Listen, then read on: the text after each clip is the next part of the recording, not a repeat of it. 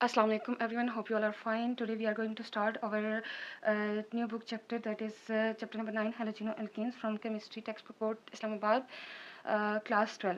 So our first topic is halogenoalkenes. What are halogenoalkenes? There are three different names of this chapter, that is halogenoalkenes, alkyl halides, or haloalkenes. These are the three names of halogenoalkenes or alkyl halide. If you see here, that is two words combined to form this word, that is halo and alkane. Alkanes mean the in organic compounds there is single bond between carbon atom. They are called alkanes, and they are also known as saturated alkanes, saturated hydrocarbons. And halo means halide, that is chlorine, fluorine, bromine, iodine. So we are going to start this chapter, that is halogenoalkanes. Our first topic is preparation of halogenoalkanes कि haloalkanes या halogenoalkanes को कैसे prepare किया जाता है. तो haloalkanes या halogenoalkanes को प्रिपेयर करने के लिए सबसे पहले हमें जो है वो इसके बारे में पता हो कि प्राइमरी अल्काइल हलाइड हमारे पास क्या है, secondary alkyl halide, and third one is tertiary alkyl halide जो है वो क्या है हमारे पास. Secondary, primary and tertiary alkyl halide अगर हम देखें हमारे पास, तो ये टर्म्स आती हैं डिफरेंट. जब इनके साथ एक जो कार्बन एटम होता है, कार्बन एटम के साथ जब दूसरा कार्बन एटम अटैच्ड हो या अल्काइल ग्रुप अटैच हो, तो कितने अल्काइल ग्रुप होंगे, तो प्राइमरी होगा, कितने अल्काइल ग्रुप होंगे, सेकेंडरी होगा, और कितने अल्काइल ग्रुप होंगे, तो हमारे पास ये टर्शरी होगा. अगर हमारे पास जो है वो अल्काइल ग्रुप, जैसे कि RH मैंने लिखा था कि एक जो हमारे पास जो है वो CH3 है और Cl है, इसके साथ अगर ये हमारे पास देखें ये क्या है, तो ये हमारे पास प्राइमरी अल्काइल हलाइड है, जिसे हम 1 नॉट या 1 डिग्री भी लिखते हैं. प्राइमरी अल्काइल हलाइड में हलाइड के साथ एक अल्काइल ग्रुप लाजमी होना चाहिए, या उस ग्रुप के साथ जस्ट एक और कार्बन अटैच्ड हमारे पास. फॉर एग्जाम्पल मैं यहाँ पे लिखती हूँ CH3, CH2 और Cl, तो ये हमारे पास प्राइमरी अल्काइल हलाइड है. या तो जस्ट एक ग्रुप मिथाइल ग्रुप प्रेजेंट हो, या उसके साथ जो है जस्ट एक अदर कार्बन आइटम अटैच हो, उसके अलावा ना हो. देन सेकेंडरी अल्काइल हलाइड हमारे पास सेकंड डिग्री जो होती है या सेकंड नॉट जो होता है वो क्या होते हैं कि जब हमारे पास वो कार्बन जिसके साथ अल्काइल ग्रुप अटैच है, हलाइड ग्रुप अटैच है, उसके साथ दो और अल्काइल ग्रुप अटैच्ड हो हमारे पास, तो वो हमारे पास जो होता है वो क्या होता है, secondary alkyl halide. And third one is हमारे पास जो आते हैं वो tertiary alkyl halide. Tertiary alkyl halide वो हलाइड्स होते हैं जब कार्बन के साथ हेलोजन जो अटैच होता है हमारे पास, उसके साथ जो है वो तीन डिफरेंट अल्काइल ग्रुप जब अटैच होते हैं, तो वो हमारे पास जो है वो टर्शरी अल्काइल हलाइड 3 नॉट्स, या जो है हम कहेंगे कि 3 डिग्री जो है वो हमारे पास है. अगर हम देखें कंपेयर करें इन तीनों के से को कि कौन सा ज़्यादा जो है वो स्टेबल है, तो हम कहेंगे टर्शरी अल्काइल हलाइड हमारे पास ज़्यादा स्टेबल है. देन जो है हमारे पास सेकेंडरी आता है, और उसके बाद जो है वो प्राइमरी आता है. क्यों स्टेबल है, यहाँ पे जो है ये हमारे पास अल्काइल हलाइड है. एक और टर्म आती है यहाँ पे कार्बोकैटाइन. कार्बोकैटाइन को जब आप स्टडी करेंगे तो आपको अच्छे से समझ आएगी कि कैसे ये स्टेबल हैं कैसे नहीं. इसकी रीज़न मैं आपको यहाँ एक्सप्लेन करूँगी. कार्बोकैटाइन ऐसी स्पीशी को कहते हैं कि जब कार्बन पे पॉजिटिव चार्ज हो और उसके साथ 3 अदर ग्रुप्स अटैच हो. वो कोई भी ग्रुप्स होते हैं, हो सकते हैं, वो H हो सकता है, वो R हो सकता है, या हम कहेंगे कोई और अल्काइल ग्रुप हो सकता है. तो ऐसी स्पीशी, ऐसे कार्बन जिस पे पॉजिटिव चार्ज हमारे पास हो, वो 3 डिफरेंट ग्रुप्स के साथ अटैच हो.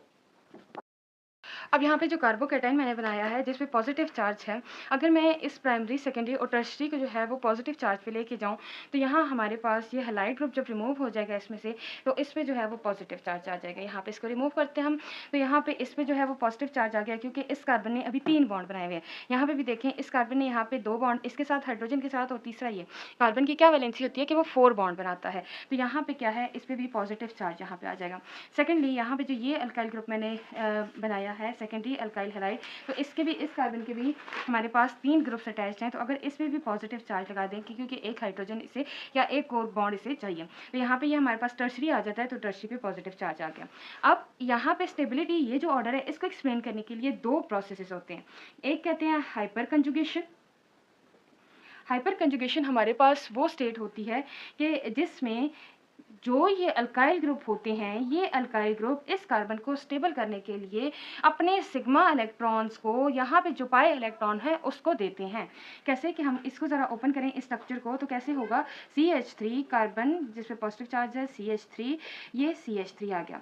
तो इस कार्बन के अगर हम देखें तो इसको ड्रॉ करके देखें, तो कार्बन की होती है 1s2, 2s2 और 2p2. ऑर्बिटल्स में जब हम ड्रॉ करते हैं तो 2s2 हमारे पास ये आ गया, और यहाँ पे हम दूसरा इलेक्ट्रॉन अभी नहीं करते, कि इसी को एक्साइटेड स्टेट पे लेके जाते हैं। तो हमारे पास जो है ये 2s आ गया और ये 2p आ गया। तो यहाँ पे जो ये एक्साइटेड स्टेट है, जब ये देखें इस एक कार्बन ने यहाँ पे 3 बॉन्ड बनाए हुए हैं, तो इसका मतलब है एक CH3 इसके साथ अटैच है, एक CH3 इसके साथ शेयर किया, मतलब एक कार्बन ने बॉन्ड इसके साथ बनाया हुआ है, दूसरे ने इसके साथ, तीसरे ने इसके साथ। लेकिन यहाँ पे ये वाला जो है ये अनपेयर्ड इलेक्ट्रॉन यहाँ पे बच जाता है। तो इस अनपेयर्ड इलेक्ट्रॉन्स को स्टेबल करने के लिए, इस अनपेयर्ड इलेक्ट्रॉन की वजह से यहाँ पॉजिटिव चार्ज है क्योंकि यहाँ पे ये स्टेबल नहीं हो सकता, तो इसके लिए क्या किया गया है, ये जो CH3 है ये इलेक्ट्रॉन डोनेटिंग ग्रुप है, ये CH3 भी इलेक्ट्रॉन डोनेटिंग है, ये CH3 भी इलेक्ट्रॉन डोनेटिंग है और ये भी CH3 इलेक्ट्रॉन डोनेटिंग है। तो ये क्या करेंगे, अपने जो इनके सिग्मा बॉन्ड यहाँ पे इन्होंने सिग्मा बॉन्ड्स बनाए हुए हैं, ये सिग्मा इलेक्ट्रॉन इस कार्बन को देंगे कि ये सेटिस्फाई हो सके, स्टेबल हो सके।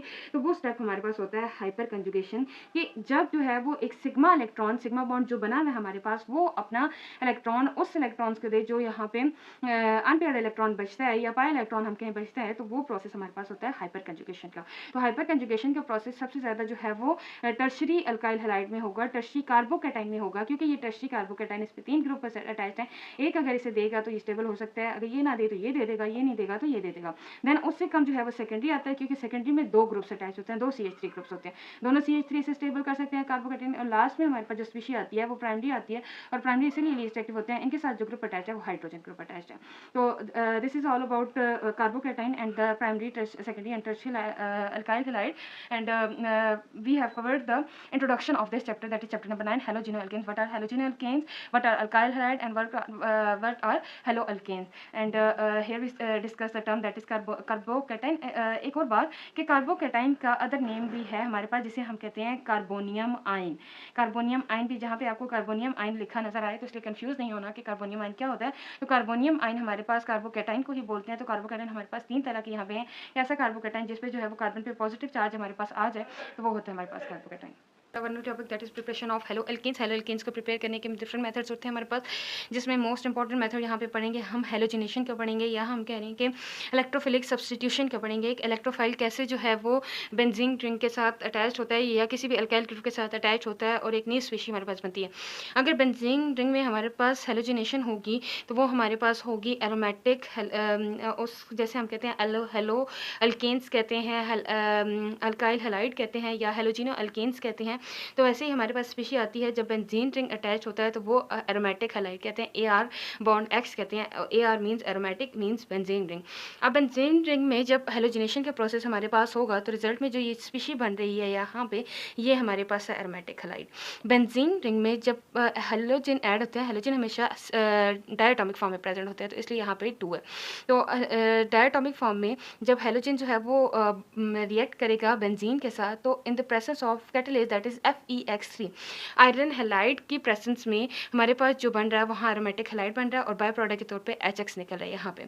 तो यहाँ पे मैंने X2 की जगह ली है Br2 जब लेंगे तो यहाँ पे मैंने कैटलिस्ट भी जो है वो Br का लिया है, आयरन ब्रोमाइड लिया है, जिसमें ये Br का एक मालिक्यूल जो है वो यहाँ इसके साथ अटैच हो गया है बेंजीन रिंग के साथ, और दूसरा जो है वो HBr की फॉर्म में H के साथ बॉन्ड बना के निकल गया। अब ये H कहाँ से आया है और Br कैसे अटैच हुआ है, ये on the whole proper mechanism है जो हम देखेंगे अभी।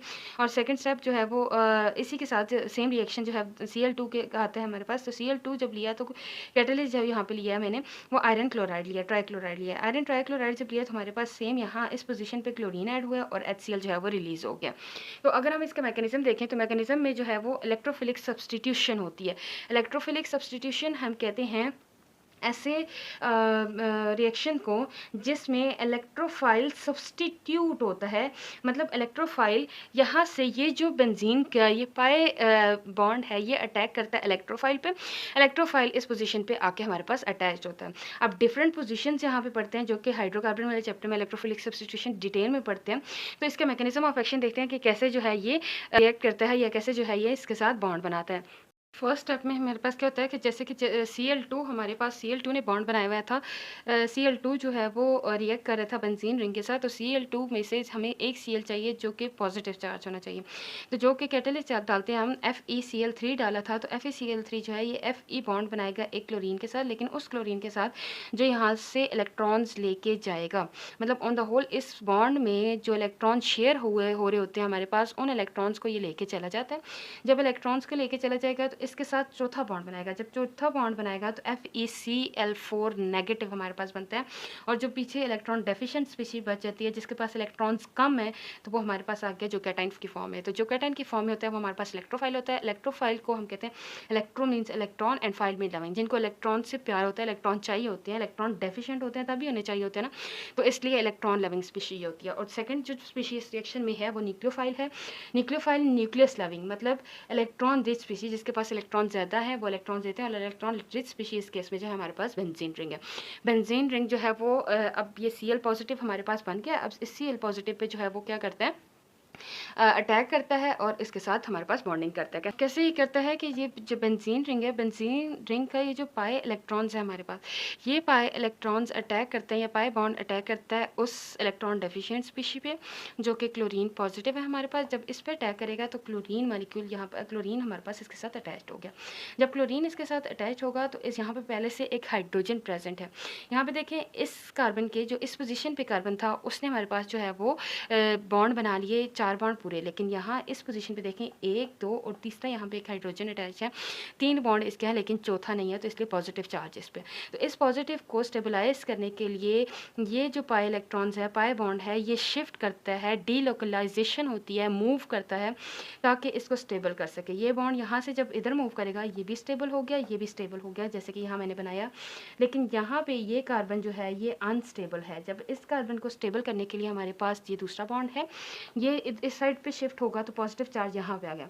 अब इस पॉजिटिव के लिए यहाँ पे फर्दर बॉन्ड कोई नहीं है, तो यहाँ पे जो लास्ट स्टेप होगा ये हाइड्रोजन, ये यहाँ से निकलेगा, रिमूव होगा, अपने इलेक्ट्रॉन इस पोजीशन पे दे के निकलेगा। जब ये इस पोजीशन पे अपने इलेक्ट्रॉन्स देगा तो इस कार्बन के भी 4 बॉन्ड पूरे और इस कार्बन के भी 4 बॉन्ड पूरे। तो ये हाइड्रोजन जो है वो निकलेगा तो किसके साथ बॉन्ड बनाएगा, कि जो लास्ट स्टार्टिंग में हमारे पास FeCl4 नेगेटिव बना था, मतलब FeCl3 को यूटिलाइज किया था, एक Cl उसके साथ बॉन्ड बनाया, तो Cl एक जो Cl है वो दोबारा से इसके साथ मिल जाएगा, क्योंकि नेगेटिव चार्ज है ना, इसको भी स्टेबलाइज करना और कैटलिस्ट हमें लास्ट में वापस मिल जाता है। तो यहाँ FeCl4 है तो एक Cl इसके साथ बॉन्ड बना लेगा इस H के साथ, तो HCl यहाँ पे रिलीज होगा और लास्ट पे कैटलिस्ट एज इट इज हमें जो है वो मिल जाता है। तो डीप्रोटोनेशन के स्टेप से यहाँ पे मिल जाता है। रेजोनेंस के स्टेप के जब हमारे पास होते हैं, मतलब ये जो हमारे पास ये 3 स्टेप्स हैं, ये यहाँ पे ये वाला है, ये रिंग्स हैं, तो यहाँ इन तीनों में जो है वो क्या हो रही है, रेजोनेंस हो रही है, बॉन्ड शिफ्टिंग हो रही है।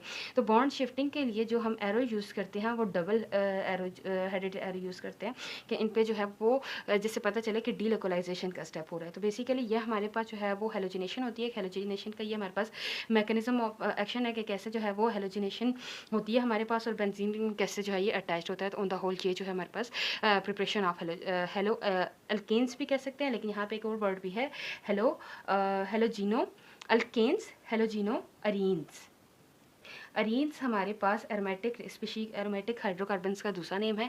तो ये हमारे पास हेलोजिनो अल्केन्स या एरोमेटिक एरोमेटिक हैलाइड्स हैं। रिएक्टिविटी ऑफ हेलोकेन्स या हेलोजिनो अल्केन्स, तो रिएक्टिविटी ऑफ हेलो अल्केन्स में अगर हम देखें तो जो ये अल्काइल हैलाइड का हमारे पास फार्मूला है R/X, तो इस R में हमारे पास जितने भी अल्काइल रेडिकल आते हैं, यहाँ पे मैंने एग्जांपल ली है CH3Cl की। तो इलेक्ट्रोनेगेटिविटी का डिफरेंस इनके दरमियान में था। इलेक्ट्रोनेगेटिविटी हमारे पास क्या होती है, the tendency of an element या of an atom to attract the shared pair of electrons toward itself, मतलब ऐसे एटम की एबिलिटी कि वो इलेक्ट्रॉन्स को अपनी तरफ अट्रैक्ट कर सके जो शेयर हुए हुए होते हैं उस एटम में, उस बॉन्ड में। तो यहाँ पे जो है वो मैंने क्लोरीन और कार्बन के दरमियान में जो इलेक्ट्रोनेगेटिविटी का डिफरेंस है उसकी बात करूँगी कि रिएक्टिविटी अल्काइल हैलाइड की कैसे आती है। तो कार्बन की अगर हम देखें इलेक्ट्रोनेगेटिविटी वो हमारे पास आती है 2.55 और क्लोरीन की हमारे पास आती है 3.16। तो अगर हम जो है वो इलेक्ट्रोनेगेटिविटी डिफरेंस निकालें, इन दोनों को माइनस कर दें, तो हमारे पास जो वैल्यू आती है वो 0.61 है। 0.61 अगर हम देखें जो हमारे पास पॉली स्केल में वैल्यू है पोलर कोवेलेंट बॉन्ड की, पोलर कोवेलेंट बॉन्ड की जो वैल्यू हमारे पास आती है वो आती है 0.4 से, जब ज़्यादा होगी वैल्यू, मतलब 0.4 से अबव वैल्यू आएगी तो वो पोलर कोवेलेंट कंपाउंड बॉन्ड होगा और उस पर पार्शियल पॉजिटिव और पार्शियल नेगेटिव चार्जेस आते हैं। तो ये हमारे पास है 0.61, तो मतलब 0.4 से ज़्यादा है तो हमारे पास ये जो बॉन्ड है ये पोलर है, और जो इलेक्ट्रोनेगेटिविटी ज़्यादा है वो किसकी है, 3.16। तो मतलब क्लोरीन की एबिलिटी है कि वो अट्रैक्ट कर सकता है इन इलेक्ट्रॉन्स को अपनी तरफ, वो लेके जा सकता है। तो इस पर जो है वो पार्शियल नेगेटिव का चार्ज आता है और इस पर हमारे पास पार्शियल पॉजिटिव का चार्ज आता है कार्बन पे। तो ये जो चार्जेस इन पे आए हैं, पार्शियल नेगेटिव और पार्शियल पॉजिटिव चार्जेस, इसकी बेसिस पे ये जो है वो रिएक्शंस करते हैं, डिफरेंट डिफरेंट तरह के जो हमारे पास रिएक्शंस होते हैं, न्यूक्लियोफाइल अटैक करता है या हैलोजिनेशन का प्रोसेस होता है। ऑन द होल जितने भी रिएक्शंस हम इसमें देखेंगे तो बेसिकली यहाँ होता है। तो अब अगर हम देखें कि यहाँ पे देखें CH3 और Cl है, अगर हमको बात करें कि न्यूक्लियोफाइल जब इस पर अटैक करेगा, एक नेगेटिव स्पीशी आएगी जो कि न्यूक्लियस लविंग है और इलेक्ट्रॉन्स इसके पास प्रेजेंट है। ये अब इस पर पार्शियल पॉजिटिव चार्ज आ गया, इस पर पार्शियल नेगेटिव चार्ज आ गया। तो अब इस चार्जेस की बेसिस पे ये जो स्पीशी है ये अट्रैक्ट करे होगी कार्बन की तरफ। जब ये कार्बन की तरफ अट्रैक्ट होगी तो यहाँ पे हमारे पास क्या होगा कि ये क्लोरीन यहाँ से रिमूव हो जाएगा, क्योंकि जब कार्बन इसके साथ बॉन्ड बनाएगा, कार्बन तो 4 ही बॉन्ड बनाता है ना, टेट्रावैलेंट होता है, तो 5 बॉन्ड तो बनाएगा नहीं, तो ये क्लोरीन यहाँ से रिमूव हो जाता है और रिजल्ट में जो हमारे पास कंपाउंड बनेगा वो CH3 न्यूक्लियोफाइल बन जाएगा और साथ में जो हमारे पास यहाँ पे Cl रिमूव हो जाएगा। तो ये बेसिकली हमारे पास रिएक्टिविटी आती है इलेक्ट्रोनेगेटिविटी के डिफरेंस की बेसिस पे कि ये जो न्यूक्लियोफाइल ने अटैक किया और इसकी बेसिस पे जो है वो डिफरेंट रिएक्शंस हमारे पास हो सकते हैं, जो जिनमें जो हमारे पास आता है न्यूक्लियोफिलिक सब्सटीट्यूशन रिएक्शन हमारे पास आता है और सेकंड जो है हमारे पास एलिमिनेशन रिएक्शन। एक है न्यूक्लियोफिलिक सब्सटीट्यूशन रिएक्शन और दूसरा हमारे पास आता है एलिमिनेशन रिएक्शन। एलिमिनेशन रिएक्शन भी देखेंगे हम और न्यूक्लियोफिलिक सब्सटीट्यूशन रिएक्शन भी देखेंगे। RXTN में जो है वो रिएक्शन के लिए शॉर्ट टर्म में लिखती हूँ, तो कंफ्यूज नहीं होइएगा। न्यूक्लियोफिलिक सब्सटीट्यूशन रिएक्शन और दूसरे एलिमिनेशन रिएक्शन शो करते हैं जस्ट इस partial positive partial negative charges जो इलेक्ट्रोनेगेटिविटी की डिफरेंस की बेस पे आ रहा था, उसकी बेसिस पे न्यूक्लियोफाइल अट्रैक्ट होता है इस कार्बन की तरफ। जब इस कार्बन की तरफ ये अट्रैक्ट होता है तो ये दूसरा जो बॉन्ड हैलाइड के साथ इसका बना हुआ है यहाँ पे ये टूट जाता है सिंपली। तो यहाँ पे एक हमारे पास रिएक्शन है हैलोजेंस का, वो हम देखते हैं। यहाँ पे हमारे पास रिएक्शन है कि क्लोरोबेंजीन हमारे पास है, उसमें एज ए कैटलिस्ट यूज़ हो रहा है HNO3 और H2SO4। कैटलिस्ट हमारे पास बेसिकली H2SO4 है और HNO3 से हम NO2 जनरेट करवाएंगे और इसके साथ रिएक्शन होगा इसका। तो NO2 इसमें से निकलेगा और बेसिकली यहाँ पे ऑर्थो और पैरा पोजिशन पे, ऑर्थो पोजिशन कहते हैं 1-2 पोजिशन को या 1-6 पोजिशन को हम जो है वो ऑर्थो पोजिशन कहते हैं। मतलब एक बेंजीन रिंग में जो हमारे पास पोजिशंस आती हैं वो कौन कौन सी आती हैं, 2 पोजिशन ऑर्थो की आती हैं और 1-4 एक पोजीशन हमारे पास पैरा पोजीशन आती है और 1-3 पोजीशन या 1-5 पोजीशन हमारे पास किसकी होती है, मेटा पोजीशन हमारे पास होती है। मतलब 1-2 पोजीशन या 1-6 पोजीशन, 1-3 पोजीशन, 1-5 पोजीशन और ये पोजीशन हमारे पास पैरा पोजीशन है। तो यहाँ पे बेसिकली जब क्लोरीन है, क्लोरीन इसके साथ अटैच्ड है। एक्चुअली क्लोरीन ग्रुप 7 से बिलोंग करता है, इसके पास 7 इलेक्ट्रॉन्स होते हैं और एक इसे चाहिए ऑक्टेट कंप्लीट करने के लिए। तो जब ये ऑक्टेट कंप्लीट करने के लिए यहाँ पे इसने बेंजीन रिंग के साथ जब बॉन्ड बनाया था तो बेसिकली ये अपने इलेक्ट्रॉन, इसके पास लोन पेयर है, ये इस रिंग को ये इलेक्ट्रॉन दे सकता है, इसको जो है वो एक्स्ट्रा स्टेबिलिटी प्रोवाइड कर सकता है। तो जब भी कोई भी जो है हमारे पास सब्स्टिट्यूएंट आएगा अटैच होने के लिए, तो वो जैसे कि पहले अभी हमने न्यूक्लियोफाइल का रिएक्शन देखा था कि क्लोरीन को उसने रिप्लेस कर दिया था, लेकिन यहाँ पे ये इसे रिप्लेस नहीं कर सकता। इसे रिप्लेस नहीं करेगा तो क्या करेगा, तो जो पोजीशन जिस पोजीशन पे ये बाइंड करेगा, एक पोजीशन हमारे पास ऑर्थो वाली है उस पर बाइंड कर सकता है और दूसरी जो है वो पैरा पोजीशन पे ये बाइंड कर सकता है। जो यहाँ पे एक NO2 यहाँ पे बाइंड किया हुआ है और दूसरा जो है बॉन्ड बनाया हुआ उसने और दूसरे ने जो है वो पैरा पोजीशन पे यहाँ पे बॉन्ड बनाया हुआ और H2O यहाँ पे रिलीज होता है। बेसिकली ये मैकेनिज्म जो हमारे पास है जिसमें जो है वो HNO3 जब रिएक्शन करता है हमारे पास H2SO4 के साथ, तो यहाँ पे क्या होता है कि NO2 हमें मिलता है रिजल्ट में और SO4 जो है वो यहाँ से रिमूव हो जाता है। HSO4 यहाँ से निकलता है। रिएक्शन को बैलेंस करना पड़ेगा। इस यहाँ पे नाइट्रेशन का बेसिकली एक प्रॉपर स्टेप है जो कि पिछले चैप्टर में एक्सप्लेन किया गया। मैं आई बटन में लिंक इसका दे दूँगी, तो आप इसके मैकेनिज्म जो है वो डिटेल में देख लीजिएगा। तो यहाँ पे जो पोजीशन हमारे पास बचती हैं रेजोनेंस में, वो जस्ट ये पोजीशन है जहाँ पे मेजर प्रोडक्ट बनता है और दूसरी हमारे पास ये पोजीशन आती है। तो अगर एरोमेटिक हैलाइड्स हमारे पास होंगे तो वहाँ पे बेसिकली क्या होगा कि जो एरोमेटिक हैलाइड में ये वाला बॉन्ड है यहाँ पे ये टूटेगा नहीं, बल्कि इसके साथ जो है दूसरी जो पोजीशन हमारे पास ऑर्थो और मेटा वाली पैरा वाली पोजीशन है वो एक्टिवेट होंगी। मेटा पोजीशन क्यों एक्टिवेट नहीं होगी? मेटा पोजीशन तब एक्टिवेट होती है जब हमारे पास इलेक्ट्रॉन विथड्राइंग ग्रुप प्रेजेंट होते हैं। इलेक्ट्रॉन विथड्राइंग ग्रुप वो ग्रुप्स होते हैं जो कि रिंग से इलेक्ट्रॉन्स लेते हैं। रिंग से जो इलेक्ट्रॉन्स ये लेते हैं उनको कहते हैं इलेक्ट्रॉन विथड्राइंग ग्रुप, मतलब जिनको खुद इलेक्ट्रॉन चाहिए होते हैं। अब जैसे फॉर एग्जांपल ये NO2 की बात की हमने, अगर इस क्लोरीन की जगह NO2 अटैच होता तो हमारे पास जो है वो मेटा पोजीशन पे प्रोडक्ट बनता, क्योंकि NO2 की बॉन्ड जब बेंजीन के साथ इसका बॉन्ड बनता है तो बेंजीन में बेसिकली जब ये नाइट्रोजन 3 बॉन्ड बनाता है, लेकिन नाइट्रोजन के यहाँ बॉन्ड बने हुए हैं 1 2 3 4 बॉन्ड बने हुए हैं। तो यहाँ या तो इसे 5वां बॉन्ड चाहिए या जो है एक बॉन्ड इसका टूटना चाहिए। तो इस पे पॉजिटिव चार्ज आता है और इस ऑक्सीजन पे नेगेटिव चार्ज। मतलब इस नाइट्रोजन के पास लोन पेयर नहीं है, एक्स्ट्रा इलेक्ट्रॉन्स भी नहीं है और खुद सी स्टेबल भी नहीं है। तो ये इलेक्ट्रॉन इस बेंजीन रिंग से लेगा, खुद जो है वो नहीं करेगा। तो ऐसे ग्रुप जो कि बेंजीन रिंग से इलेक्ट्रॉन्स रहते हैं, इलेक्ट्रॉन बेड ड्राइंग ग्रुप कहते हैं। और उस वक्त पोजीशन जो हमारे पास सूटेबल होती है वो मेटा और ये मेटा पोजीशन 1 3 पोजीशन और 1 5 पोजीशन पॉसिबल होती है। यहाँ पे electron bed drawing group denoting group था। डोनेटिंग ग्रुप में हमारे पास CH3 ग्रुप भी आता है, लेकिन CH3 के पास इलेक्ट्रॉन्स लोन पेयर नहीं होते। CH3 के बजाय यहाँ पे हेलो एल्केन्स पड़े हैं, तो यहाँ पे इसके पास लोन पेयर है। लोन पेयर इसने जो है वो रिंग को अगर दे तो एक्स्ट्रा स्टेबिलिटी प्रोवाइड कर सकता है। तो इसके लिए जो पोजीशन सुटेबल है वो यही 2 पोजीशन हमारे पास आती हैं। Today we are going to discuss nucleophilic substitution reaction. Nucleophilic substitution reactions क्या होते हैं हमारे पास? ऐसे रिएक्शंस जिनमें जो हेलोजन ग्रुप होता है अल्काइल हैलाइड में वो रिप्लेस होता है या सब्स्टिट्यूट होता है बाय स्ट्रॉन्ग न्यूक्लियोफाइल। कोई स्ट्रॉन्ग न्यूक्लियोफाइल उसे रिप्लेस करता है। The reaction in which halogen atom of an alkyl halide is replaced और substituted by strong nucleophile. Halogen जो हमारे पास होता है उसमें उसको रिप्लेस करता है कौन? स्ट्रॉन्ग न्यूक्लियोफाइल रिप्लेस करता है। अगर हम इसका जनरल रिएक्शन देखें, न्यूक्लियोफाइल हमारे पास होता है, न्यूक्लियोफाइल क्या करता है वो इस आर ग्रुप क्योंकि नेगेटिव चार्ज स्पीशी होती है तो वो इस आर ग्रुप पे अटैक करती है। और आर जब हमारे पास इस पे अटैक होता है तो आर जो अल्काइल ग्रुप है उसने बॉन्ड बनाया हुआ है यहाँ एक्स के साथ। तो यहाँ जब न्यूक्लियोफाइल इस पे अटैक करेगा तो ये एक्स जो है ये यहाँ से लीव कर जाएगा। जब एक्स यहाँ से लीव करेगा हमारे पास तो जो रिजल्ट प्रोडक्ट हमें मिलेगा यहाँ पे वो बनेगा आर बॉन्ड विद न्यूक्लियोफाइल। मतलब यहाँ पे हमारे पास न्यू जो है वो प्रोडक्ट बनता है और एक्स लीव कर जाता है। तो मतलब न्यूक्लियोफाइल ने अटैक किया हमारे पास अल्काइल हैलाइड पे। अल्काइल हैलाइड में जब वो आर पे अटैक करता है तो यहाँ से जो एक्स है हेलोजन से हमारे पास हेलोजन ने बॉन्ड बनाया हुआ है आर के साथ, वो टूट जाता है और आर न्यूक्लियोफाइल अटैच हो जाता है। यहाँ पे जो है वो एन जूज न्यूक्लियोफाइल को रिप्रेजेंट कर रहा है। न्यूक्लियोफाइल हमारे पास जो होते हैं वो स्ट्रॉन्ग बेसिस होती हैं और अगर हमारे पास न्यूक्लियोफाइल स्ट्रॉन्ग होगा तो तभी वो जो है वो आर पर अटैक करके एक्स को वहाँ से रिमूव कर सकता है। मतलब जो हेलोजन्स होते हैं हेलोजन से वो ज़्यादा स्ट्रॉन्ग होने चाहिए तभी वो इजीली आर के साथ बॉन्ड बना सकता है। तो इसके लिए एग्जांपल्स में हेलोजन का फ्लोरीन है। फ्लोरीन स्ट्रॉन्ग बेस है क्योंकि ये इलेक्ट्रोनेगेटिविटी इसकी हाई होती है इसलिए स्ट्रॉन्ग बेस है। तो OH NH2 जो है हाइड्रोजन सल्फाइड आयन, ये सारे हमारे पास आते हैं न्यूक्लियोफाइल। देन RX आता है। RX जो है वो सबस्ट्रेट मालिक्यूल है। ऐसा मालिक्यूल जिसमें न्यूक्लियोफाइल अटैक करे वो सबस्ट्रेट मालिक्यूल होता है। वो न्यूक्लियोफिलिक सब्स्टिट्यूशन रिएक्शन में यहाँ पे रिएक्टेंट में कोई भी स्पीशीज हो सकती है। तो यहाँ हम हेलोजिनो अल्केन्स पढ़े हैं तो ये सबस्ट्रेट मालिक्यूल जो है वो अल्काइल हैलाइड है।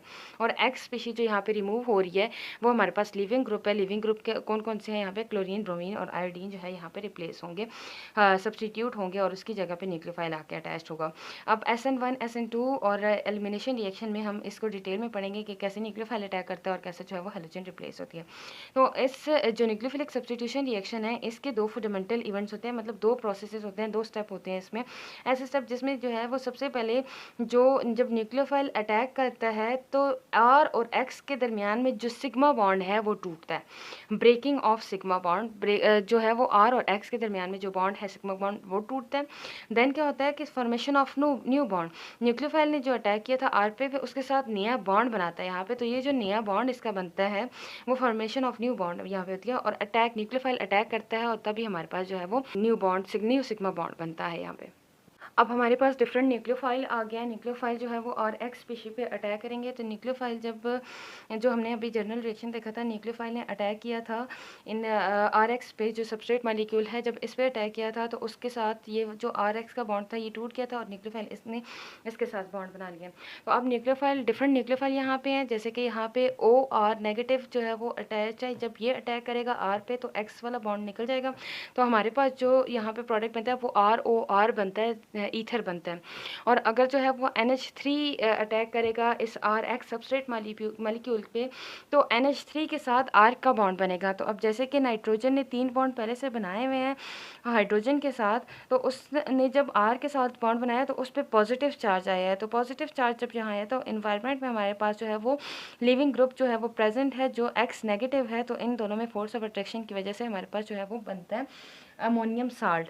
और अगर जो है वो SH थायोल ग्रुप अटैक करेगा RX स्पीशी पे तो क्या बनेगा कि वो R के साथ SH बॉन्ड बना लेगा जो कि हमारे पास थायोल है।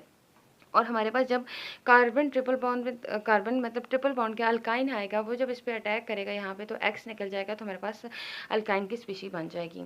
और आयोडीन जो है वो as a good leaving group भी है और गुड न्यूक्लियोफाइल भी है हमारे पास। तो जब आयोडीन अटैक करता है आर एक्स पे, तो हमारे पास जो है वो अल्काइल आयोडाइड हमारे पास बनता है। ओ एच ग्रुप अटैक करेगा तो अल्कोहल बनेगा। See the triple bond with N that is nitrile और इसे साइनाइड भी कहते हैं। तो जब ये इस पे अटैक करेगा तो एक्स मॉलिक्यूल निकल जाएगा, यहाँ से एलिमेंट निकल जाएगा और हमारे पास जो बनेगा वो नाइट्राइल बनेगा। और जब हमारे पास ईस्टर का फंक्शनल ग्रुप आता है, ये कार्बोक्सिलेट आयन अटैक करता है आर एक्स पे, तो जो प्रोडक्ट हमारे पास बनता है वो ईस्टर बनता है। तो बेसिकली ये हमारे पास न्यूक्लियोफिलिक सब्स्टिट्यूशन रिएक्शन से, जिसमें हम जो है वो डिफरेंट रिएक्शन देख रहे थे कि कैसे न्यूक्लियोफाइल अटैक करते हैं आर एक्स स्पीशीज पे, हमारे पास एक न्यू कंपाउंड बनता है। और next topic is SN1 mechanism and SN2 mechanism. Nucleophilic substitution reaction हम जनरली हमने डिफरेंट न्यूक्लियोफाइल के साथ देखी है। न्यूक्लियोफाइल ने अटैक किया आर एक्स स्पीशी पे, वहाँ से एक्स रिमूव हो गया तो हमारे पास न्यूक्लियोफाइल अटैच हो गया। अब हमारे पास जो है वो सिंपल अल्काइल हैलाइड था, तो अब टर्शरी अल्काइल हैलाइड में देखेंगे तो हमारे पास कौन सी न्यूक्लियोफिलिक सब्स्टिट्यूशन होती है। SN1 की हम बात करें तो SN1 में S मीन सब्स्टिट्यूशन, N में न्यूक्लियोफिलिक, 1 मीन यूनिमॉलिक्यूलर, मतलब यूनिमॉलिक्यूलर न्यूक्लियोफिलिक सब्स्टिट्यूशन ऐसी न्यूक्लियोफिलिक सब्स्टिट्यूशन होती है जो कि एक मॉलिक्यूल में होती है। अब एक मॉलिक्यूल में कैसे होती है वो हम यहाँ पे देखेंगे। हमारे पास यहाँ पे जो है वो टर्शरी अल्काइल हैलाइड है, मतलब यहाँ पे कार्बन के साथ 3 आर ने बॉन्ड बनाए हुए हैं, तो यहाँ इसलिए टर्शरी बल्कि ग्रुप्स अटैच है इसके साथ, और एक्स ने बॉन्ड बनाया हुआ है, तो ये टर्शरी अल्काइल हैलाइड हो गया। टर्शरी अल्काइल हैलाइड का रिएक्शन कैसे होगा कि इसमें डाला जाएगा पोलर प्रोटिक सॉल्वेंट डाला जाएगा, जैसे कि वाटर और बेंजीन। पोलर प्रोटिक सॉल्वेंट ऐसे सॉल्वेंट होती हैं जिनमें जो हमारे पास पोल्स भी बने हों और उसमें हाइड्रोजन भी प्रेजेंट हो। वो पोल्स मोस्ट इलेक्ट्रोनेगेटिव और मोस्ट इलेक्ट्रोपॉजिटिव के दरमियान में हो, तो वो पोलर प्रोटिक सॉल्वेंट्स हमारे पास होते हैं। जब इस सोल्यूशन में ये डालते हैं हम टर्शरी अल्काइल हैलाइड, ये स्लो रिएक्शन होता है, आहिस्ता आहिस्ता ये परफॉर्म होता है, और यही जो रिएक्शन होता है ये स्टेप 1 रिएक्शन, ये रेट डिटरमाइनिंग स्टेप हमारे पास होता है, मतलब ऑन द होल पूरे मैकेनिज्म का रेट जो है वो इस रिएक्शन पे डिपेंड कर रहा होता है। और यहाँ पे हमारे पास जो ये रिएक्टेंट है वो एक ही है, इसलिए इसे यूनिमॉलिक्यूलर बोला जाता है।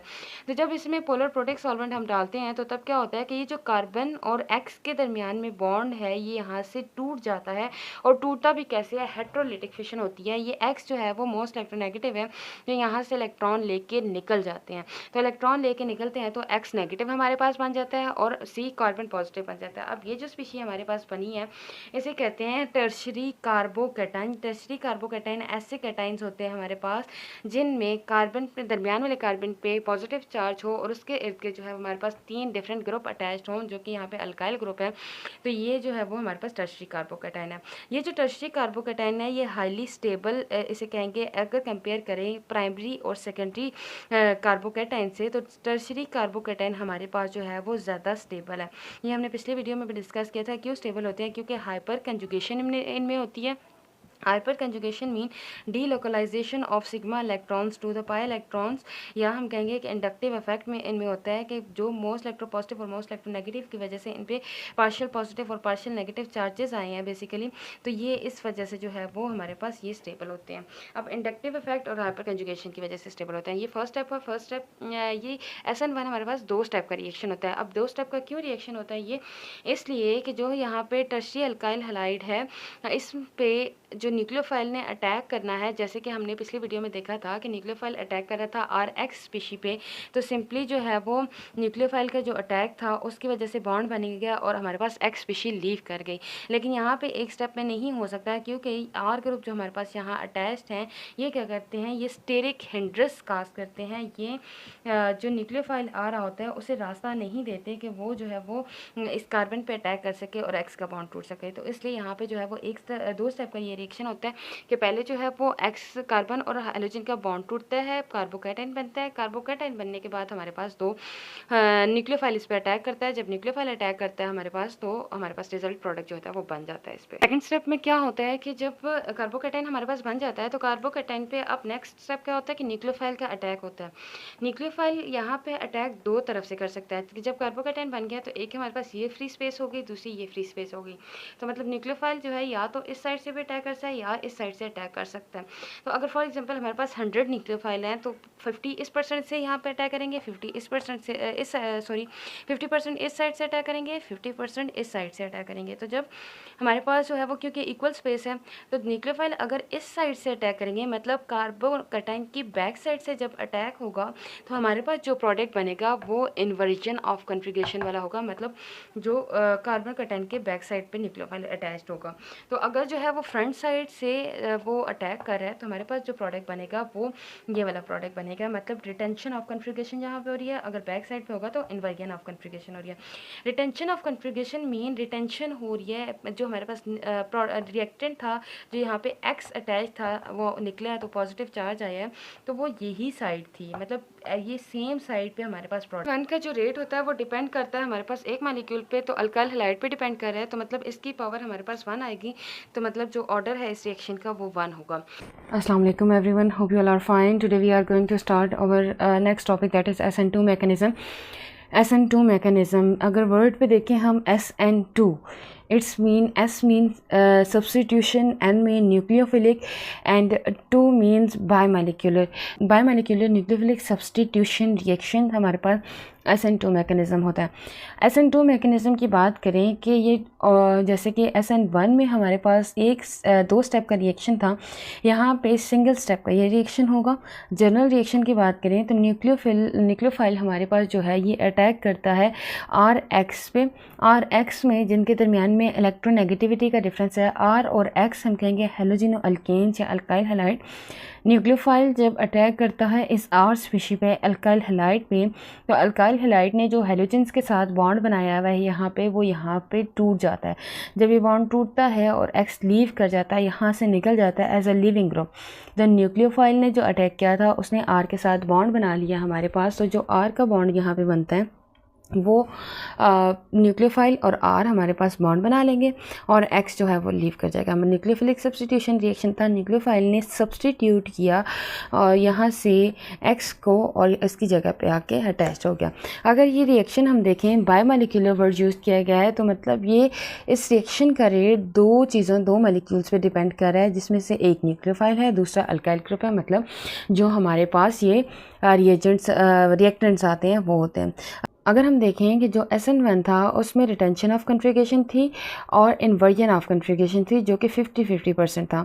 यहाँ हमारे पास 100% इन्वर्जन होगी, मतलब जो है कि एक ही स्टेप का रिएक्शन है तो न्यूक्लियोफाइल जो है वो बैक साइड से अटैक करेगा।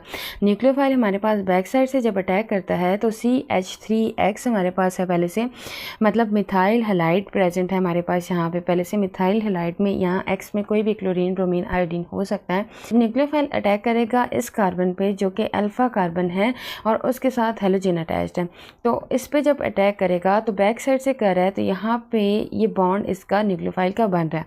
और सेकंड चीज़ जो यहाँ से रिमूव होगी, रिमूव क्यों होती है, क्योंकि कार्बन हमेशा 4 बॉन्ड बनाता है, टेट्रावैलेंट होता है, तो कार्बन जो 4 बॉन्ड इसके हैं इसके साथ जब ये न्यूक्लियोफाइल अटैक करता है तो ये 5वां बॉन्ड हो जाता है।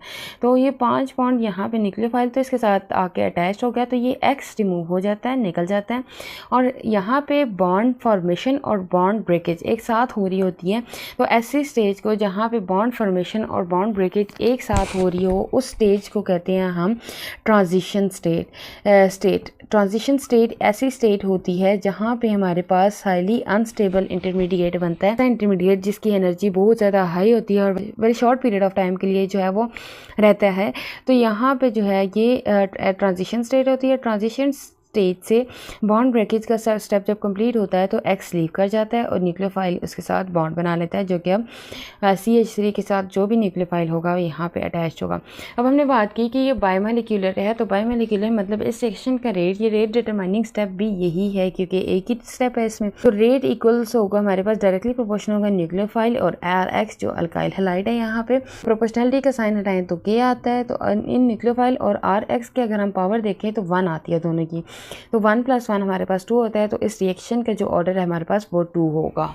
अगर हम बात करें प्राइमरी, सेकेंडरी और टर्शरी की, जैसे कि SN2 में हमने देखा कि प्राइमरी अल्काइल हैलाइड था, जिसमें प्राइमरी अल्काइल हैलाइड से X जो है वो रिमूव हो गया था और उसकी जगह जो है हमारे पास जो है वो न्यूक्लियोफाइल आ गया था। टर्शरी अल्काइल हैलाइड हमने SN1 में डिस्कस किया था और सेकेंडरी हमने कहीं नहीं डिस्कस किया। तो सेकेंडरी का केस भी यहाँ पे देखेंगे SN1 को फेवर करता है या SN2 को, और यहाँ पे भी इनका भी देखेंगे SN1 और SN2 को फेवर क्यों करते हैं। तो अगर प्राइमरी अल्काइल हैलाइड को देखें हम, तो प्राइमरी अल्काइल हैलाइड में हैलाइड के साथ जस्ट एक कार्बन यहाँ पे अटैच्ड है, और सेकेंडरी में अगर देखें तो जो हमारे पास अल्फा कार्बन है जिसके साथ हैलाइड ग्रुप अटैच्ड है उसके साथ 2 और अल्काइल ग्रुप अटैच्ड है, और टर्शरी में देखें तो हम उस कार्बन के साथ जो कि अल्फा कार्बन है 3 अल्काइल ग्रुप अटैच्ड है। एग्जाम्पल अगर हम बात करें CH3X की तो मिथाइल ब्रोमाइड कह दें। मिथाइल ब्रोमाइड जैसे कि यहाँ पे हमने देखे मिथाइल ब्रोमाइड है, तो क्या हो सकता है कि C के साथ 3 H ने बॉन्ड बनाए हुए हैं।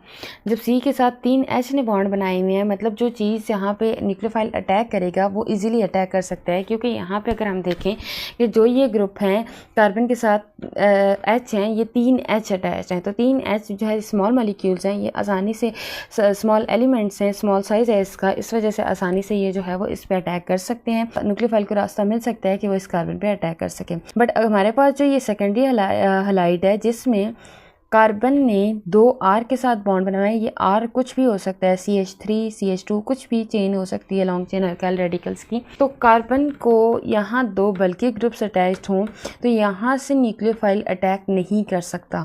तो सेकंड चीज़, न्यूक्लियोफाइल अटैक कहाँ से कर सकता है, वो इस साइड से कर सकता है। अब क्वेश्चन अराइज होता है क्या ये 2 साइड्स पॉसिबल नहीं है कि यहाँ पे अटैक नहीं, यहाँ से अटैक नहीं कर सकता? जी नहीं, यहाँ से अटैक नहीं हो सकता, क्योंकि अल्काइल हैलाइड में हैलाइड जो हमारे पास अटैच्ड है ये B बल्कि ग्रुप है, इसका साइज बड़ा होता है एटम का, तो इसलिए जो है वो ये पोजीशन जो है वो वैकेंट होती ही नहीं है कि आसानी से जो है वो अटैक यहाँ से कर सके। ये स्टेरिक हिंड्रेंस काज करता है, ये जस्ट X यहाँ पे, तो एक साइड पे R है, यहाँ पे X है, लेकिन यहाँ पे H है, तो ये स्टेरिक हिंड्रेंस यहाँ काज करेगा, यहाँ से ये से जाने नहीं देता। अब सेकेंडरी जो हमारे पास अल्काइल हैलाइड हैं ये कौन से रिएक्शन को फेवर करते हैं? ये SN1 को भी फेवर करते हैं, ये SN2 को भी फेवर करते हैं। मतलब SN1 में 2 स्टेप का रिएक्शन भी हो सकता है, पहले जो है वो हमारे कार्बोकैटाइन बने, ये यहाँ से लीव कर जाए, और दूसरा जो है वो हमारे पास SN2 होता है। SN2 में क्या होता है कि एक स्टेप में रिएक्शन होता है, न्यूक्लियोफाइल अटैक करता है यहाँ से और X जो है वो लीव कर जाता है, तो सिंपली रिएक्शन होता है। लेकिन ये चीज़ डिपेंड करती है सॉल्वेंट पे। अगर हमारे पास सॉल्वेंट जो है वो पोलर प्रोटिक सॉल्वेंट होगा, मतलब वाटर, बेंजीन, इधर कोई भी चीज़ होगी तो SN1 को फेवर करेगा, लेकिन अगर सॉल्वेंट हमारे पास पोलर ए प्रोटिक सॉल्वेंट होगा तो वो SN2 को फेवर करेगा। SN2 में हमेशा पोलर ए प्रोटिक सॉल्वेंट यूज होता है। टर्शियरी अल्काइल हैलाइड क्योंकि तीनों बल्कि ग्रुप्स हैं, जैसे कि टर्शियरी ब्यूटाइल ब्रोमाइड है, तो यहाँ पे सबसे पहले ये कैटाइन बनेगा, कैटाइन बनने के बाद न्यूक्लियोफाइल अटैक करेगा, क्योंकि चारों साइड जो है वो बुक्ड हैं। अब रीज़न क्या है इनकी? क्योंकि ये बल्कि ग्रुप्स हैं, तो इस वजह से स्टेरिक हिंड्रेंस काज करते हैं। स्टेरिक हिंड्रेंस की वजह से हमारे पास ये जो ग्रुप होते हैं ये न्यूक्लियोफाइल को रास्ता ही नहीं देते कि वो उस पर आसानी से अटैक कर सके। सो टर्शियरी अल्काइल हैलाइड SN1 को फेवर करते हैं, सेकेंडरी SN1 SN2 दोनों को फेवर करते हैं, वो डिपेंड करता है उसके सॉल्वेंट पे।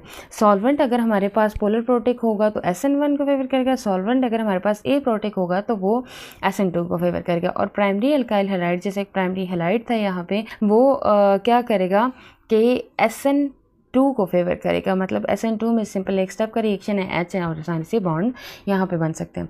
होप सो आपको क्लियर हो गया SN1 SN2 और the differences between SN1 and SN2 mechanism.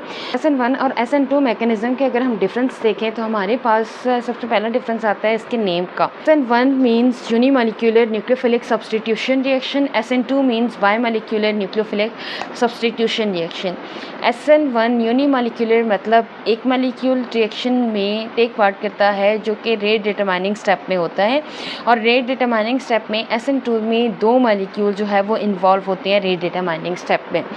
Third हमारे पास आता है कि एक मॉलिक्यूल जो इन्वॉल्व होता है वो 2 स्टेप मैकेनिज्म पे होता है, प्रोसेस सारा न्यूक्लियोफाइल अटैक जो करता है, और SN2 में हमारे पास 1 स्टेप मैकेनिज्म होता है। 2 स्टेप मैकेनिज्म कैसे कि जो टर्शियरी अल्काइल हैलाइड है, टर्शियरी अल्काइल हैलाइड पे सबसे पहले पोलर प्रोटिक सॉल्वेंट डालते हैं। इसमें सॉल्वेंट जब हम डालेंगे तो कार्बोकैटाइन बनेगा, कार्बोकैटाइन बनने के बाद सेकंड स्टेप में न्यूक्लियोफाइल अटैक करता है और हमारे पास रिजल्ट प्रोडक्ट जो होता है वो हमें इसमें मिलता है।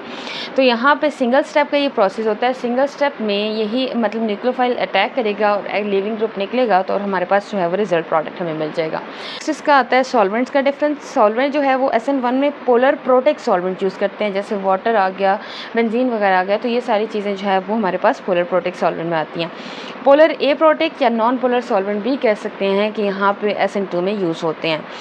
और SN1 में हम देखें कि इंटरमीडिएट जो हमारे पास बनता है वो कार्बोकैटाइन बनता है, लेकिन यहाँ पे जो इंटरमीडिएट हमारे पास बनता है वो ट्रांजिशन स्टेट होती है। बॉन्ड फॉर्मेशन और बॉन्ड ब्रेकेज एक साथ हो रही होती है, तो यहाँ पे हमारे पास ट्रांजिशन स्टेट बनती है। नेक्स्ट हमारे पास है टर्शियरी अल्काइल हैलाइड। SN1 को फेवर करता है और इसमें हमारे पास जो प्रोडक्ट बनता है वो फेवर करता है 50% इन्वर्जन को और 50% जो है वो रिटेंशन को। 50% इन्वर्जन मतलब बैक साइड से अटैक होता है और मिरर इमेजेस बनती हैं यहाँ पे, और दूसरा जो है वो 50% रिटेंशन होती है कि जो प्रोडक्ट रिएक्टेंट यूज़ हुआ था सेम वैसा ही प्रोडक्ट बनता है।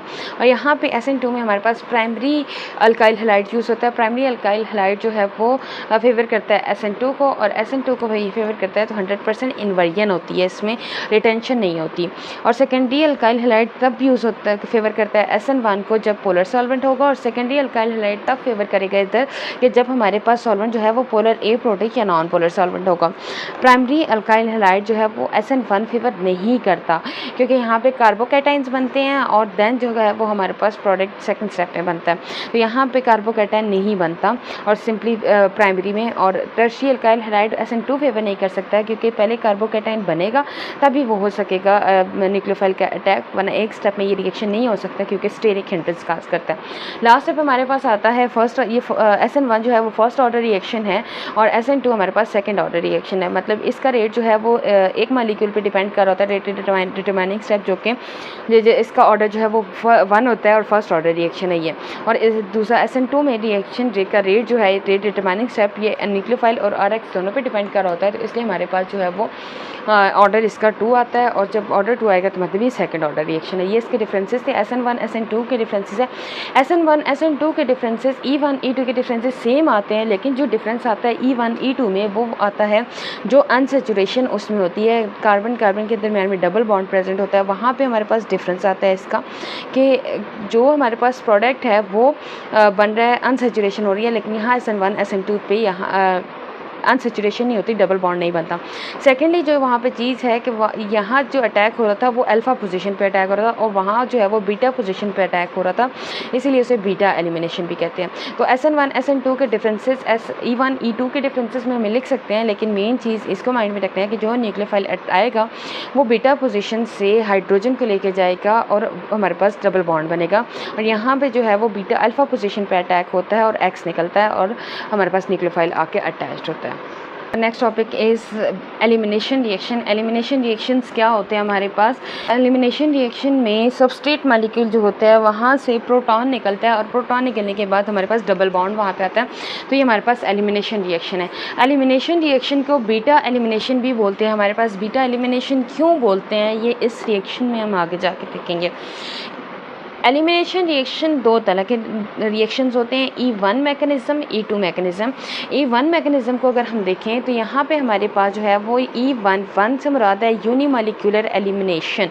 यूनिमॉलिक्यूलर एलिमिनेशन हमारे पास यहाँ पे होगी।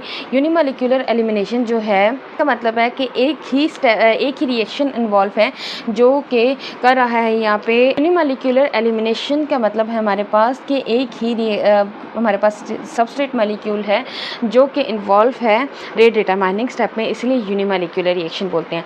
अब E1 मैकेनिज्म 2 स्टेप का रिएक्शन होता है, जैसे कि हमने SN1 मैकेनिज्म में देखा था कि टर्शियरी अल्काइल हैलाइड यूज़ हो रहा था, वो कार्बोकैटाइन बना रहा था। सेम रिएक्शन है हमारे पास कि टर्शियरी कार्बोकैटाइन ही है, पार्शियल पॉजिटिव और पार्शियल नेगेटिव चार्जेस जो है वो हमारे पास कार्बन और ब्रोमीन के दरमियान में, क्योंकि मोस्ट इलेक्ट्रोनेगेटिव और मोस्ट यहाँ पे कार्बन पे पॉजिटिव चार्ज आएगा एज़ कम्पेयर टू ब्रोमीन, ये इलेक्ट्रो पॉजिटिव है, और ब्रोमीन जो है वो इलेक्ट्रॉन पेयर कर अपनी तरफ खींच लेता है, तो ये इलेक्ट्रॉन डेफिशिएंट स्पीशी बन जाती है।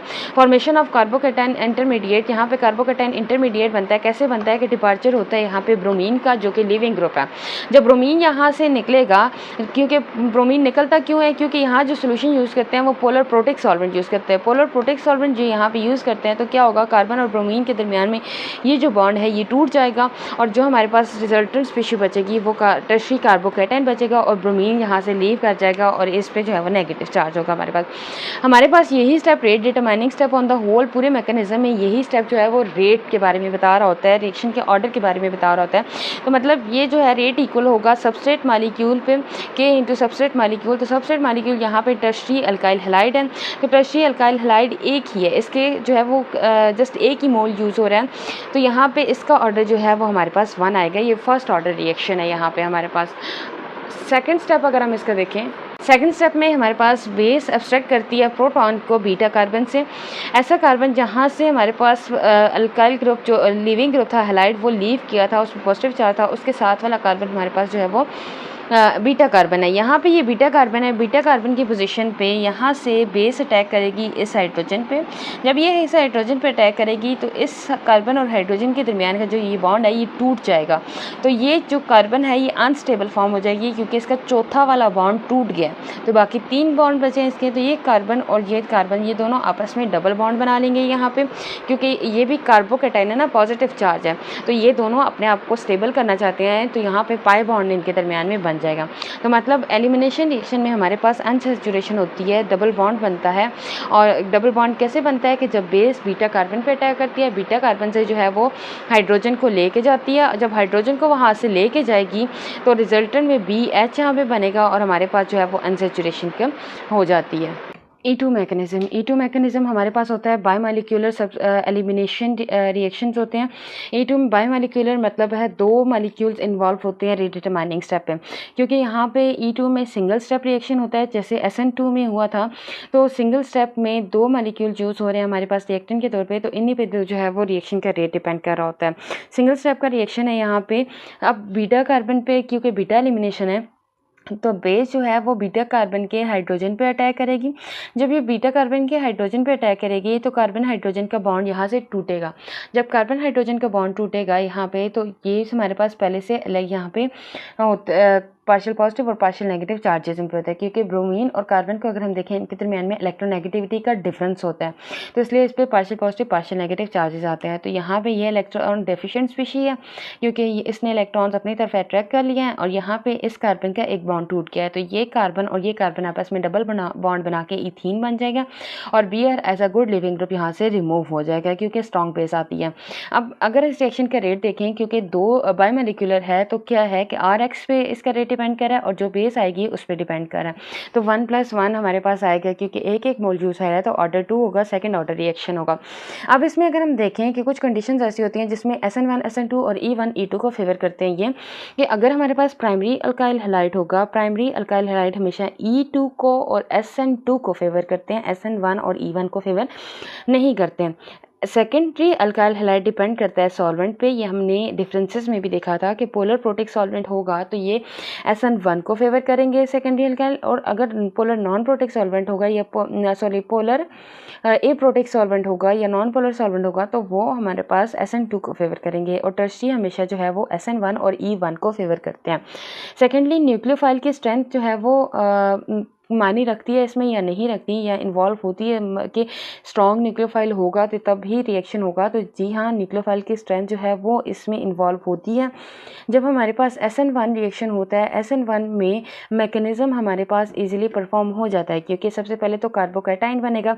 कार्बोकैटायन के बाद जो हमारे पास कार्बोकैटायन पे न्यूक्लियोफाइल का अटैक हो रहा है, न्यूक्लियोफाइल भी हमारे पास वो वाले हैं, कार्बोकैटायन भी वो वाला है कि जो कि टर्शियरी है हमारे पास। टर्शियरी हमारे पास जब होगा तो तीनों R ग्रुप में स्टेरिक हिंड्रेंस सम हो यहाँ पे भी शो कर रहे होंगे, लेकिन एक इस साइड से और एक इस साइड से, फ्रंट और बैक साइड से हमारे पास अटैक हो सकता है न्यूक्लियोफाइल का। तो न्यूक्लियोफाइल बहुत ज़्यादा वीक ना हो, स्ट्रॉन्ग ही हो तो वो अटैक कर सकता है इस पर। Secondly SN2 mechanism, E2 mechanism और SN2 मैकेनिज़्म में हमारे पास जो है वो न्यूक्लियोफाइल का या बेस का स्ट्रॉन्ग होना ज़रूरी है। स्ट्रॉन्ग बेस होगी तभी अटैक कर सकेगी, क्योंकि यहाँ हमारे पास लीविंग ग्रुप भी है और बेस ने जो है वो हाइड्रोजन लेके निकलना है, एलिमिनेट होना है, सिग्मा बॉन्ड तोड़ना है। तो बेस का न्यूक्लियोफाइल का स्ट्रॉन्ग होना, इसकी स्ट्रेंथ जो है वो ज़्यादा होगी, तो तभी जो है हमारे पास ये SN1 और E1 को फेवर करेगा। सो ये हमारे पास E1 और E2 मैकेनिज़्म था, जिसमें हमने जो है वो ऑन द होल इनकी मैकेनिज्म में रिएक्शंस देखे, रिएक्शन रेट देखे। Next topic is test to assess the reactivity of halogeno alkane. Halogeno alkanes हमारे पास क्या होते हैं कि जब अल्काइल ग्रुप के साथ हमारे पास हेलोजेंस आ जाए, क्लोरीन, ब्रोमीन, आयोडीन, जो भी हमारे पास फ्लोरीन, ये सारे हेलोजेंस हमारे पास हैं, हेलोजिनो अल्केन्स बनते हैं। अब हेलोजिनो अल्केन्स में ये जो अल्काइल ग्रुप है, मतलब कार्बन यहाँ पे प्रेजेंट है, कार्बन और एक्स के दरमियान में ये बॉन्ड बना हुआ होता है, इस बॉन्ड पे डिपेंड कर रही होती है on the whole reactivity of halogeno alkanes या अल्काइल हैलाइड की। कार्बन का जो बॉन्ड एक्स के साथ बना हुआ है, हेलोजेंस के साथ बना हुआ है, ये बॉन्ड बताएगा हमें कि कौन जो ज़्यादा रिएक्टिव है, कौन जो है वो लीस्ट रिएक्टिव है। अगर हम बात करें हेलोजेंस की, फ्लोरीन, क्लोरीन, ब्रोमीन, आयोडीन, मतलब इस एक्स की जगह फ्लोरीन भी आ सकता है, क्लोरीन भी आ सकता है, ब्रोमीन भी आ सकता है और आयोडीन भी आ सकता है। फ्लोरीन अगर फ्लोरीन के साथ बॉन्ड बनाएगा, यहाँ इस बॉन्ड को देखते हैं कि ये स्ट्रॉन्ग है या नहीं।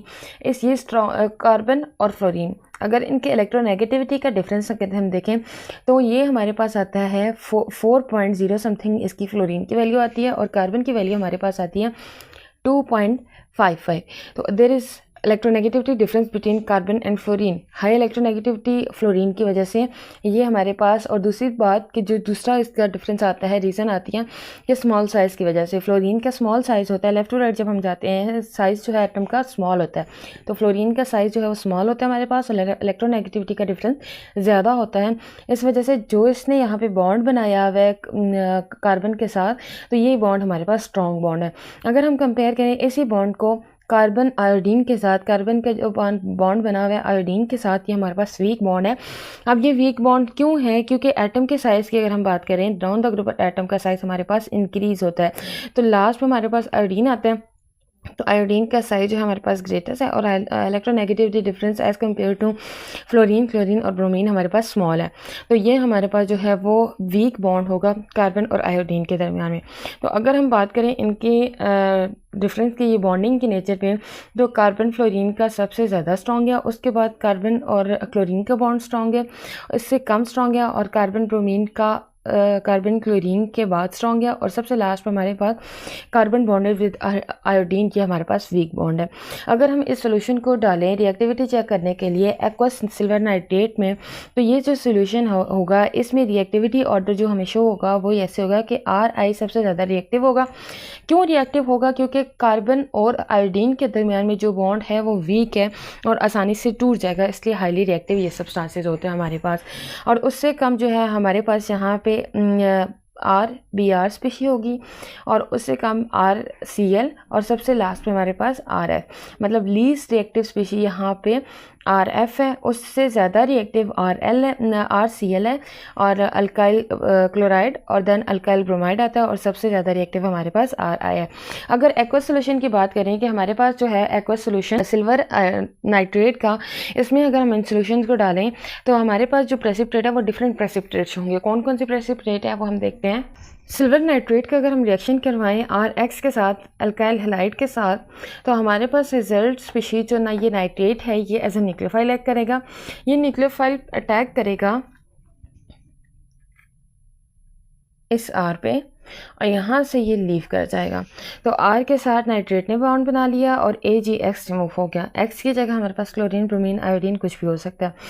इस सोल्यूशन में अगर हम देखें कि जो प्रेसिपिटेट बनेंगे, अगर X की जगह हमारे पास क्लोरीन होगा तो AgCl बनेंगे और वाइट प्रेसिपिटेट बनेंगे जो कि सॉल्युबल है NH4OH में, अमोनियम हाइड्रोक्साइड में। और अगर जो है ये X की जगह Br हो, AgBr सिल्वर ब्रोमाइड होगा, तो क्रीम कलर्ड के प्रेसिपिटेट बनेंगे। प्रेसिपिटेट यहाँ पे PPT मैंने शॉर्ट फॉर्म में लिखा हुआ है इसको। और क्रीम कलर्ड प्रेसिपिटेट जो बनेंगे वो पार्शली सॉल्युबल होंगे NH4Cl में। AgCl जो है वो सॉल्युबल थे NH4OH में, और ये जो है वो पार्शली सॉल्युबल होंगे NH4OH सोल्यूशन में। और जब आयोडीन होगा हमारे पास X की जगह, तो जो सोल्यूशन यहाँ पे बनेगा प्रेसिपिटेट वो येलो कलर के प्रेसिपिटेट होंगे जो कि अमोनियम हाइड्रोक्साइड सोल्यूशन में इनसॉल्युबल होंगे। So this is all about the reactivity halogeno alkanes के। हेलोजिनो एल्केन जो है वो कैसे रिएक्टिविटी शो करते हैं। AgCl जो है हमारे पास वाइट प्रेसिपिटेट बनाते हैं सोल्यूशन में, AgBr जो है वो क्रीम कलर प्रेसिपिटेट बनाते हैं, और AgI जो है वो येलो कलर प्रेसिपिटेट हमारे पास बनाएंगे।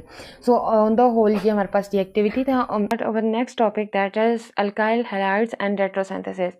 What is retrosynthesis? It's mean that a method used to design the synthesis of complex target molecules by working backward from desired product to simpler commercially available starting material. What does it means? कि ऐसा method जिस में क्या किया जाता है कि complex target molecules की सिंथेसिस की जाती है और वर्किंग बैकवर्ड, मतलब हम प्रोडक्ट से जो टारगेट मॉलिक्यूल हमें चाहिए उससे बैकवर्ड जो है वो हम डिज़ायर प्रोडक्ट से बैकवर्ड जो है वो simpler commercially available starting material तक जाते हैं जिससे हमें वो डिज़ायर प्रोडक्ट मिल सकता है। तो ये हमारे पास रेट्रोसिंथेसिस होती है। अब हम एग्जांपल इसमें देखेंगे क्योंकि हम जो चैप्टर पढ़े हैं वो हेलोजिनो अल्केन्स का है, तो हेलोजिनो अल्केन्स या अल्काइल हैलाइड को ही हम लेंगे और सिंथेसिस करवाएंगे उससे कोई न्यू प्रोडक्ट। मतलब हमारे पास जो है वो हमने इस चैप्टर में जो रिएक्शंस देखे हैं वो अल्काइल हैलाइड के न्यूक्लियोफाइल के साथ रिएक्शन देखे हैं। न्यूक्लियोफाइल ने जो है वो alkyl halide as a leaving ये एक्स ग्रुप हेलोजन जो है वो इसे रिप्लेस कर दिया और इसकी जगह पे आके अटैच हो गया। तो मतलब ऐसे कौन से कंपाउंड्स की सिंथेसिस हम कर सकते हैं? तो बेसिकली क्या है कि अगर इस RX को बात करें, अगर इसमें पोलर सॉल्वेंट डालें तो हमारे पास R पॉजिटिव और X नेगेटिव बनता है, मतलब हमारे पास कार्बोकैटायन की फॉर्मेशन होती है यहाँ पे। तो बेसिकली जो कार्बोकैटायन की फॉर्मेशन होती है यहाँ पे, इससे हमें ऐसा कोई कंपाउंड सिंथेसाइज करवाएंगे कि जो हो सकता है। अब बेसिकली जो हम यहाँ कंपाउंड ले रहे हैं वो इथेनॉल ले रहे हैं। इथेनॉल को हमने सिंथेसाइज करवाना है और अगर हम इथेनॉल की जो है वो आयनाइजेशन करवाएं तो ये हमारे पास कन्वर्ट होता है CH3CH2 पॉजिटिव में और OH नेगेटिव जो है वो यहाँ से रिप्लेस हो जाता है। मतलब हमने कोई ऐसा स्टार्टिंग मटेरियल लेना है कि जिसमें जो R ग्रुप है, R के साथ OH न्यूक्लियोफाइल OH अटैच हो, जैसे कि हमारे पास ये रिक्वायर्ड प्रोडक्ट मिले, और हमने जो है वो इससे पीछे देखना है कि ये सिंथेसाइज किससे हो सकता है। तो इसलिए इसे आयनाइज करवाया। तो ये वाला जो कंपाउंड है हमारे पास यहाँ पे CH3CH2 पॉजिटिव वाला, ये हमें मिल सकता है इस R पॉजिटिव से। तो मतलब हम अगर ये रिएक्शन करें, मतलब RX स्पीशी हो और कोई भी न्यूक्लियोफाइल लें जो कि हम इथेनॉल ले रहे हैं, तो अल्कोहल का OH होगा, तो OH के डालेंगे इधर RX में, तो RX से X स्पीशी जो है हमारे पास वो ये रिप्लेस हो जाएगी। जब ये X स्पीशी रिप्लेस होगी तो OH आके इसके साथ अटैच हो जाएगा, तो जो रिक्वायर्ड प्रोडक्ट है वो मिल जाएगा। मतलब सबसे पहले हमने ये नहीं देखा कि हमें स्टार्टिंग मटेरियल क्या चाहिए, हमने ये चीज़ देखी कि हमारे पास जो इथेनॉल है, इथेनॉल की अगर हम बैकवर्ड डायरेक्शन में जाएँ तो रिक्वायर्ड जो हमारे पास स्टार्टिंग मटेरियल है जो कमर्शली अवेलेबल हो सकता है वो कौन सा है, वो हमारे पास अल्काइल हैलाइड है। अल्काइल हैलाइड होगा तो हमें रिक्वायर्ड प्रोडक्ट इसमें मिल सकता है। तो अब हम इसके देखते हैं कि रिएक्शन में कैसे जो है हमारे पास इथेनॉल की प्रिपरेशन होती है। मतलब हमारे पास जो स्टार्टिंग मटेरियल होगा इथेनॉल की प्रिपरेशन के लिए, वो स्टार्टिंग मटेरियल कौन सा हो सकता है हमारे पास? इथेनॉल की प्रिपरेशन के लिए जो स्टार्टिंग मटेरियल हमारे पास है, जैसे कि हमने इसे आयनाइज करवाया इथेनॉल को, तो जो रिक्वायर्ड हमारे पास ग्रुप बना है वो R ग्रुप बना है। तो ये जो कार्बोकैटायन बना है R ग्रुप है, इसे सिंथेसाइज हम RX से भी ले सकते हैं जो कि CH3CH2 है। यहाँ से अगर Br को रिमूव कर दें तो ये रिक्वायर्ड स्पीशी हमें मिल सकती है। तो मतलब हमें स्टार्टिंग मटेरियल मिल गया जो कि कमर्शली अवेलेबल हो सकता है CH3CH2Br। अब CH3CH2Br जो हमने जनरल रिएक्शन देखा था कि RX पे न्यूक्लियोफाइल साथ आ रहा था, न्यूक्लियोफाइल जो है वो R पे अटैक करता है, X यहाँ से लीव कर जाता है। तो बेसिकली हमारे पास यही रिएक्शन होगा जिसमें जो है वो न्यूक्लियोफाइल आएगा, न्यूक्लियोफाइल अटैक करेगा हमारे पास कार्बन पे। जब इस कार्बन पे अटैक करेगा तो मतलब OH इसके साथ बॉन्ड बना लेगा, तो ये Br यहाँ से रिमूव हो जाएगा एज ए लिविंग ग्रुप। तो जो रिक्वायर्ड कंपाउंड हमें चाहिए था CH3CH2 OH CH3CH2, और जब OH मिलेगा तो रिक्वायर्ड कंपाउंड हमें मिल गया। मतलब पहले हमने देखा कि डिजायर्ड प्रोडक्ट क्या था हमारा जो हमें चाहिए, देन उससे बैकवर्ड गए, उसकी हमने आयनाइजेशन करवाई, कंपाउंड हमें मिला जो पॉजिटिव स्पीशी थी। पॉजिटिव स्पीशी हमें अल्काइल हैलाइड से भी मिल रही थी, अल्काइल रेडिकल। तो अल्काइल रेडिकल को हमने यहाँ पे न्यूक्लियोफिलिक सब्स्टिट्यूशन रिएक्शन से न्यूक्लियोफाइल ने अटैक किया और यहाँ से अल्काइल हैलाइड ग्रुप रिमूव हो गया, तो रिक्वायर्ड प्रोडक्ट हमें मिल गया। सो ये हमारा था अल्काइल हैलाइड्स एंड रेट्रोसिंथेसिस। यहाँ पे आपका चैप्टर हैलोजन अल्केन्स जो है वो ख़त्म होता है। इसके बाद हमारे पास एक्सरसाइज आती है। एक्सरसाइज को आप खुद सॉल्व करने की कोशिश करें। अगर सॉल्व नहीं होती तो देन कमेंट बॉक्स में बताइएगा, तो मैं एक्सरसाइज पे वीडियो अपलोड कर दूँगी। Thank you so much.